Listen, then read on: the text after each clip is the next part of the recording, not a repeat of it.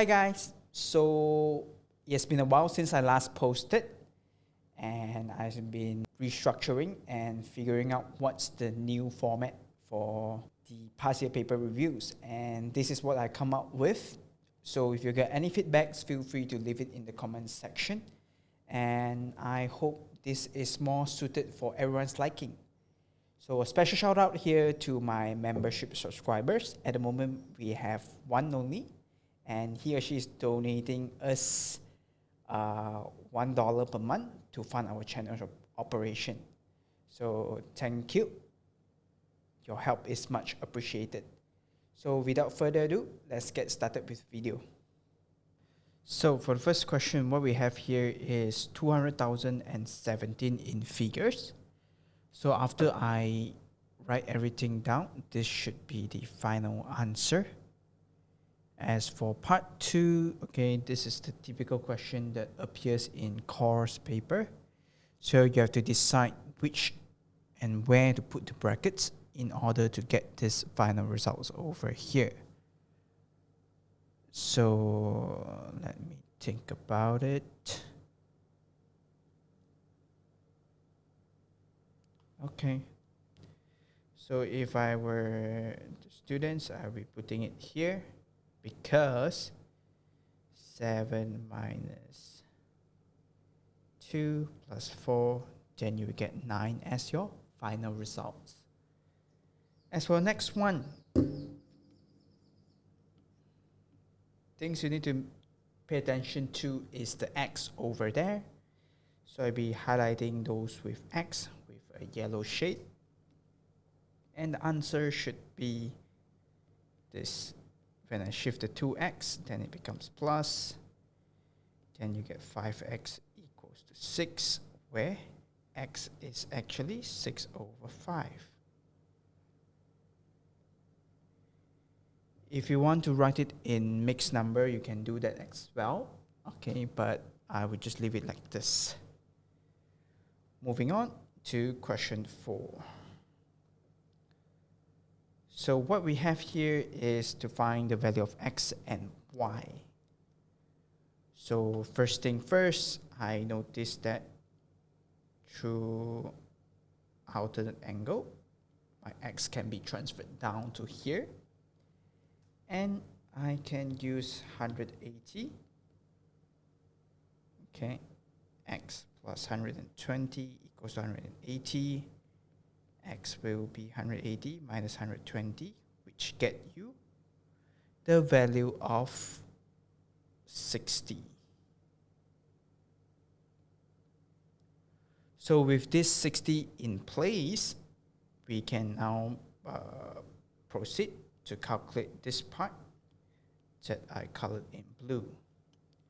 So this, on the other hand, will be 40 degrees. I won't be showing the workings because it's the same as how we find x just now. So with all this information, okay, we can write y plus 40 plus 60 equals to 180, where your final answer will be 180 minus 100, and you get 80 as your final results. So x here will be 60 and y will be 80. So that's pretty much it for question 4. Moving on, we have question 5. 42 increased by 16%. So 42 times 116%. Okay, some might ask, why is it 116? It is because 100 is the original amount, and the 16 is the additional things that you added in.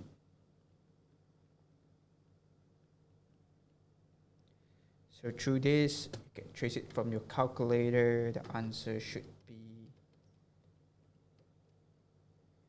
48.72. So that's for your question 5's answer.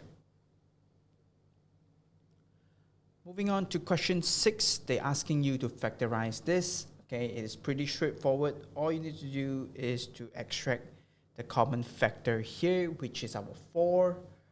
Then you will get the results of 1 minus 2x. So this will be your final answer. Then moving on, we have question 7 over here. They're asking us to find the value of h. So for us to get to h, you have to know that when your triangle is formed this way, okay, it doesn't really affect the calculation. The base will now be treated as 6, and our height is the h. So equals to 27. So h equals to 27 divided by 6 divided by 1 over 2. So your final answer for this will be 9. So 9 will be the value of h. So question 8 here, calculate the sides of one interior angle of a polygon with 40 sides. So since the 40 has been given to you, you can straight away use this, minus it by 2, multiply by 180, and divide by 40. So this is actually an interior angle formula. So nothing special, just calculation as per usual. So your final answer for this will be 171. Moving on, we have question 9. Okay, they asked us to do a simultaneous equation. So this, since your y is repeating, I will be reusing elimination method. Okay, because it can save me some time and it's only 2 marks there.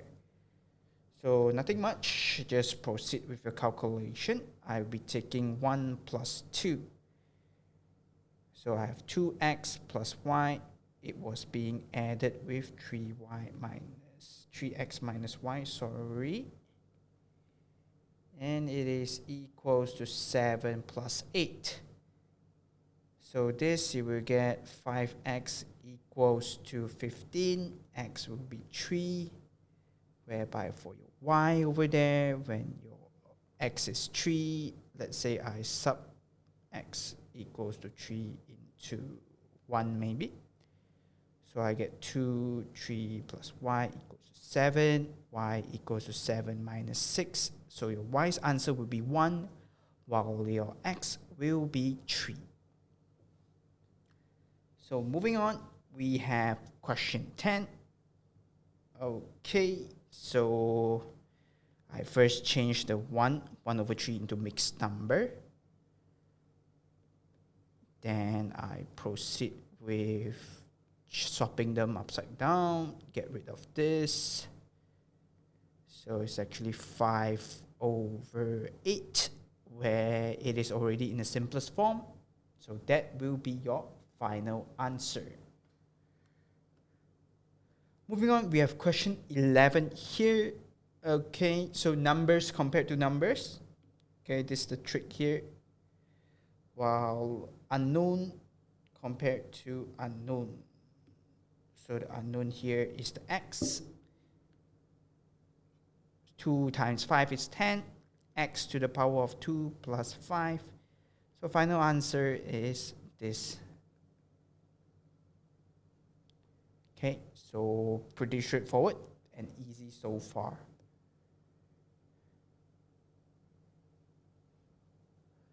Question 12, what we have here is ratio, and Alex received 20 more sweets than Chris. So this is the hint that was given in the question. They first want you to identify the difference in ratio. So 7 and 3, the difference is 4. 4 ratio will represent 20 sweets,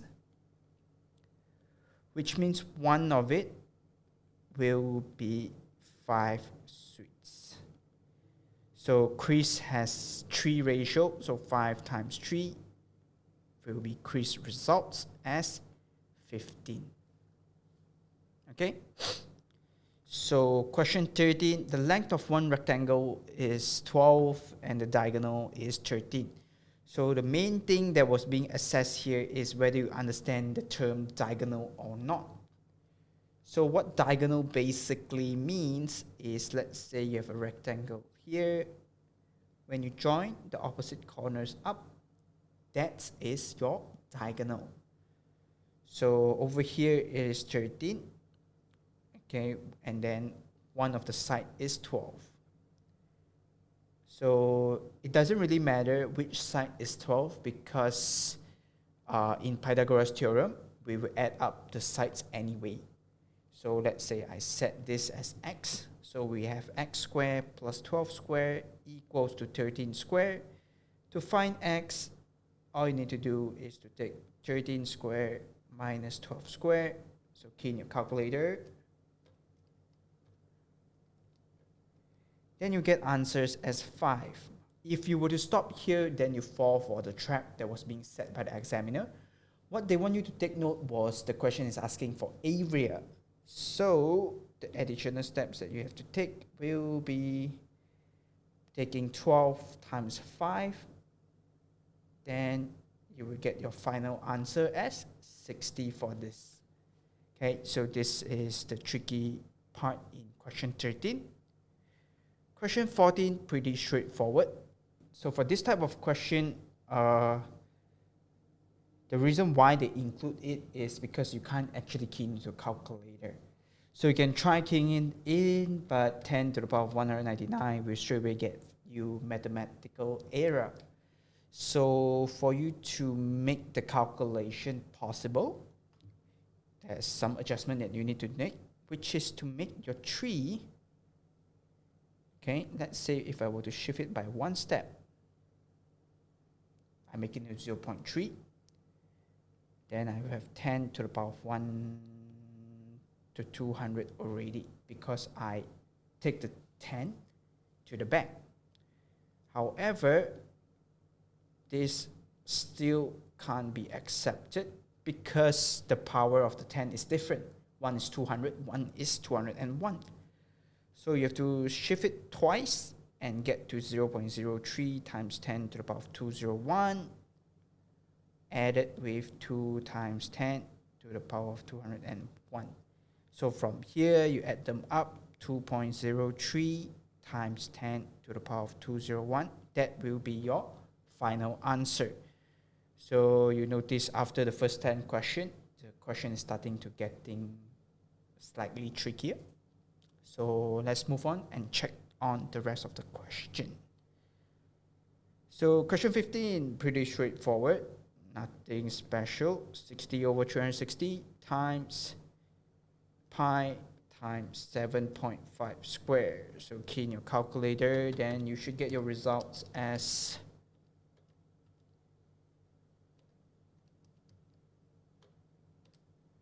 75 over 8 pi, which translates into 29.5 if you were to correct it in 3 significant figures. Moving on to question 16. What we have here was the selling price of a shirt is $26.50. This has already included a tax of 106%, which means the price was actually jacked up from 100 to 106%. So original price times 106%, you will get to 26.5. So these are the usual map that you have to go through in your mind. So to get to the original price, you're supposed to take 26.5 divide by 106%. So for this, you will get 25 as your final answer. That's your question 16. So we are halfway through the papers already. So far, so good. Find the acceleration between 20 and 40 seconds. So for this, I'll be writing down their coordinates. So we have 22 and 44. So for this, I'll be taking, just in case you don't know what I'm writing, I'm actually calculating the gradient here. So acceleration equals to 4 minus 2 divided by 40 minus 20. So for this, you will actually get the results as 0.1. As for finding the distance traveled, this involves area calculation. So personally, I would split the graph into two parts, where this is my A and this is my B. So for A's calculation, it's a trapezium anyway. So our top here will be 20 minus 10, that's our top, plus our bottom, which is 20, divided by 2 times the height of 2. So this is for your part 1. Then it was being added with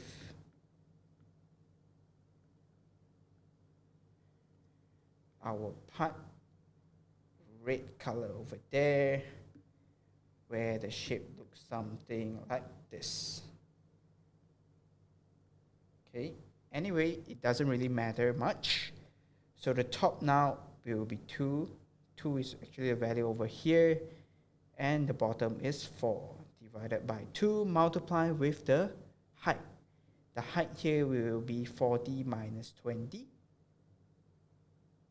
So through this calculation, you should be able to get your final results as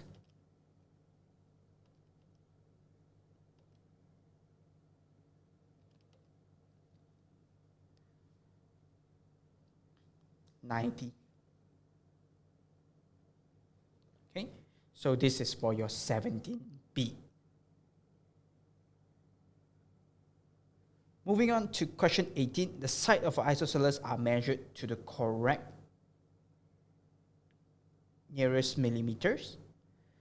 Okay, one of the side has a length of 8.2 centimeters and another has a length of 9.4. So they want you to find the largest possible value. So first thing first, I'll be sketching out the isosceles triangle, and I will be deciding which one to put.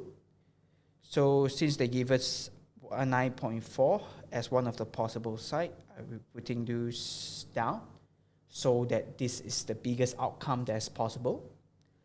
And another thing is to now factoring in the millimeters over there. So as we all know, 1 millimeters is actually 0.1 cm. Okay, because 10 millimeters is 1 cm.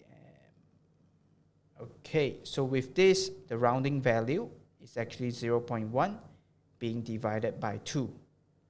So you will get 0.05 for this. So for you to get the largest possible value, everything must be added with 0.05, added with 0.05, added with 0.05.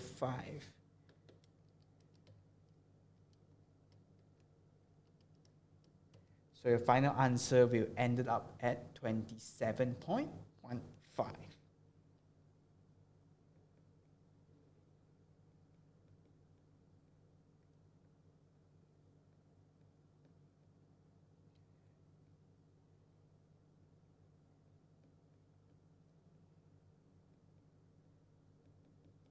So that's pretty much it for this question 18 here.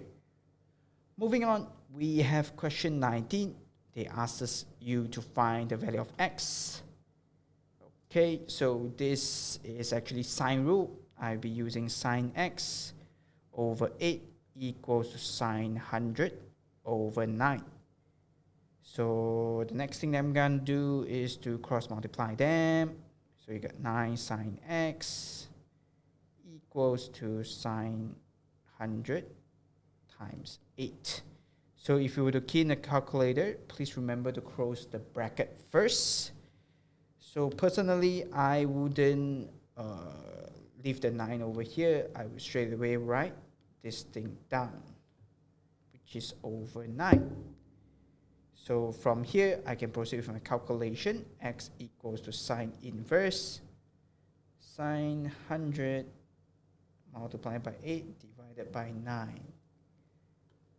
Okay. For those who took maths, do remember to convert your calculator mode back into degree, because your maths paper will always come first. So after you complete the test, please remember to convert it back. And the final answer after correcting to 3 significant figures is 61.1. And to calculate the area of this, okay, before I proceed, I'll be filling it up, okay, and find this red part here. How do I get the value? Is by taking 180 minus 100 and 61.1. So the answer for this will actually be 18.9. And the area calculation, I'm using the shortcut here, half AB sine C. So for this, it's actually half times 8 times 9 times sine 18.9.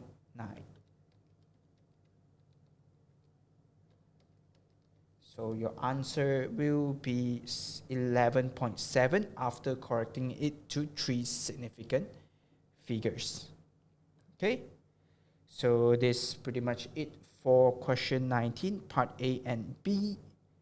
Moving on, we have question 20 here, where it is actually a mathematically similar question. So I personally prefer the comparison method, but if you were to use the other one, which is a scale factor one, it's also fine. Okay, so I'll be writing down the comparison method. And if you're unfamiliar with the mathematically similar topic, I will leave a link in the description, so you can go ahead and search it over there. So for this, the height will be 4.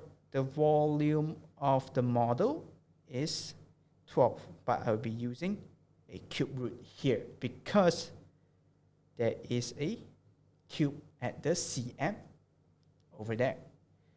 So they want us to find the height. So I have to fulfill the requirement, height of the actual statue with a cube root of 40,500. So to find your unknown, you can cross multiply them.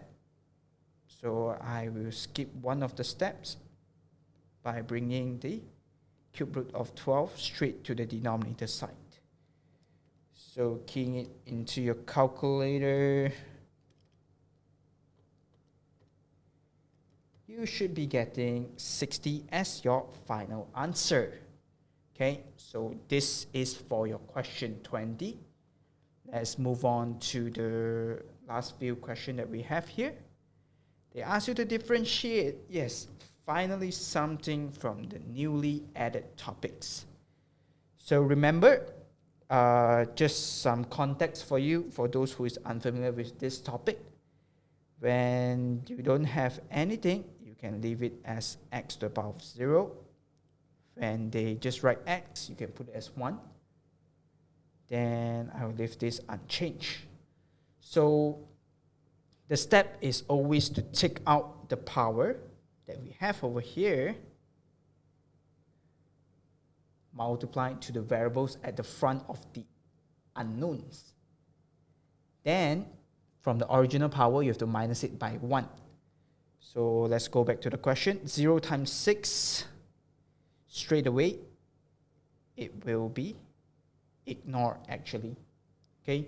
Normally for those who know the answer, they will write it straight away as 4 minus 2x. That's your final answer. But just to show everyone here who might not be familiar with this topic, the next step that you should do is to bring your 1, multiply with 4, multiply with x, 1 minus 1. Then the last step is to minus 2 times 1, x, 2 minus 1. So the 1 is actually coming from here. When they didn't write anything, means the value is 1. Just to let you know. So your final answer is supposed to be 4 minus 2x. Okay. So the next part, find the coordinates of the turning point of the following graph. So remember, this thing here is your dy dx value. To find turning point, okay, or sometimes they mention about local maximum, local minimum, all you need to do is to set your dy dx equals to 0. So what we have here was 4 minus 2x equals to 0. 2x will be 4 and x will be 2. So when your x is 2, y is actually 6 plus 4 times 2 minus 2 being squared. So 6 plus 8 minus 4, you should be getting your answer as 10. So this is your final coordinates for this 21b here. Moving on, we have question 22 at the next page. This is actually a vector question. So as per usual, I'll be filling up the graph prior to any sort of calculation. So what we have here was OA is A, OB is B. This is what they given to us, and they gave us OA and OC over there. OA, OC is 2, 5. What it basically means is if I wanted to figure out what's my OC over there, I'll be putting in this. So OC will actually be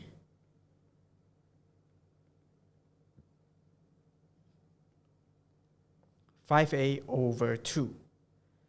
So to get to AC alone, I'll be taking 5a over 2 minus a. So some of you might get confused by this, but always there's a 1 at the front where the 1 can be changed into anything. So I can write it as this and get the final answer for AC itself as 3 over 2a. So that's how you identify your AC's value for the calculation later on, if they are using it. So normally if they were to give you that, very likely they will ask you to calculate the final answer as well, involving AC. So I actually haven't checked the question below. I'm just trying to sort out everything prior to the calculation. So this is the only thing that I have to do, then I can proceed with the calculation. So to get to AB, all we need is AO plus OB. And what was given to us was OA. If there's a changes of direction, you need to net a negative into it and then plus B. So this is your AB's answer. Okay, let me check out the question. They are asking for MC on the next one. So here comes the M is the midpoint of AB. Okay, so it is actually half of negative A plus B and another half of negative A plus B. So with this, they want us to calculate MC, right? Where it involves MA plus the AC that we identified earlier. So this is the good part if you were to do the calculation prior. So when we tackle the question, we can straight away get the results right away. So MA is actually changes in direction, okay? So you need to add an additional negative to the 1 over 2 negative A plus B that we have gotten, and then add it with 3 over 2a that we identified earlier. So for this, you will get 1 over 2a minus 1 over 2b plus 3 over 2a. So through this calculation, you will get 2a minus 1 over 2b as your final answer for MC lah, basically. So this should be it for question 22. Let's move on to question 23 here. Question 23, they ask us to write it as a single fraction and in its simplest form. So for this, I'll be writing 2, 1 over here, minus 2x minus 1, x plus 1. So to make them having all the same base, you will have this involved. Okay, and remember, this is another trap laid by the examiner. Please remember, if you have negative relationship, please utilize the bracket. It will save you a lot of marks. So with this, you should be getting this part here first, and your final answer will be 3x plus 1. So this is your question 23 solution, and then we move on to question 24. Question 24 is asking us for a perpendicular line, okay, and then they gave us the point that involved. Okay, the two lines meet from point P. Okay, so let's try to figure out the gradient first. So the gradient of this is, based on what they given, was 1 over 3. Remember the formula, gradient of the perpendicular line with the gradient of the original line, when they multiply together, it will be -1. So the m nu will be -1 divided by 1 over 3. So it is -3 basically. So perpendicular line is actually y equals to -3x plus c. So substitute the point that was given to us. Okay, so we are having these results here, where C is actually 9. Yes. So what we have now is the final answer of -3x plus 9. Okay, and they want you to find where they meet actually. So you have to find where these two are equals to each other. So 9 minus 1 equals to 1 over 3x plus 3x. So you get 8 first. 1 over 3 plus 3 is how much? It's 10 over 3x. Multiply the 3. 24 equals to 10x. X equals to 24 divided by 10 equals to 2.4. So now you get your x point as 2.4. Okay. However, this is not the final coordinates yet, because we have to find the y. So this 2.4, you can substitute it either to the original line that was given or the perpendicular line that you have calculated. So for me, I'll be substituting into the original line that was given.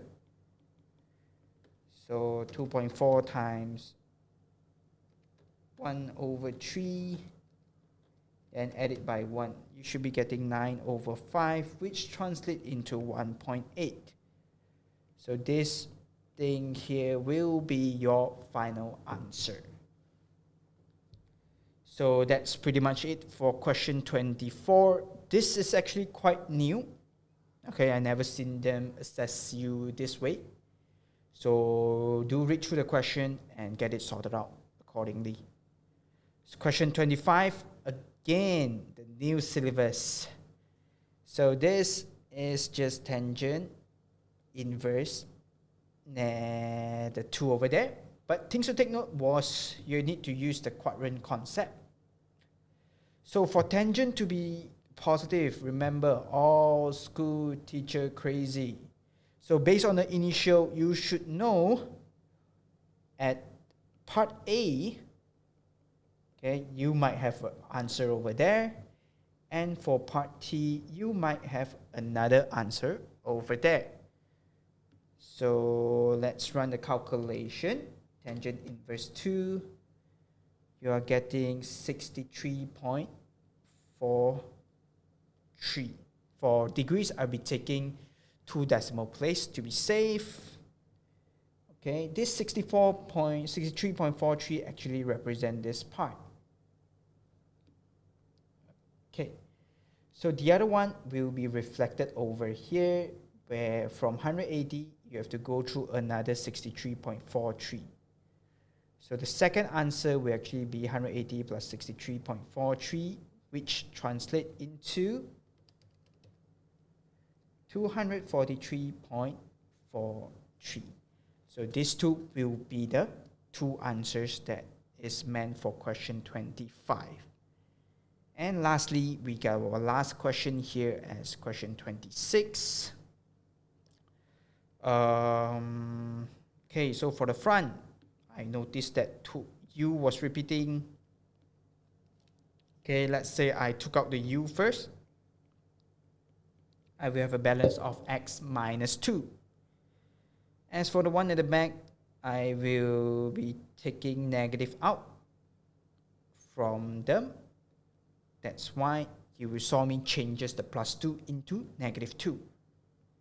As for the denominator, remember 1 can be the power of anything. So I can then use the a square minus b square formula, which translates into a plus b and a minus b. So this I can write it as u minus 1 and u plus 1. So this is not the end because we are yet to arrange the numerator. So after the rearrangement, okay, you will be getting u minus 1 x minus 2 over u minus 1 u plus 1. So question comes in all the time when we arrive at this point. Students will keep on asking, where did the 1 came from? The 1 is actually from here. Okay, remember the bracket that you put, you can always put a 1 at the front. But always in 1, we don't have to include it in the calculation. So usually we just take out the 1. But it is always there. That's how you track that. When you multiply the negative 1 into both of them, it will turn out to be negative x plus 2 over here.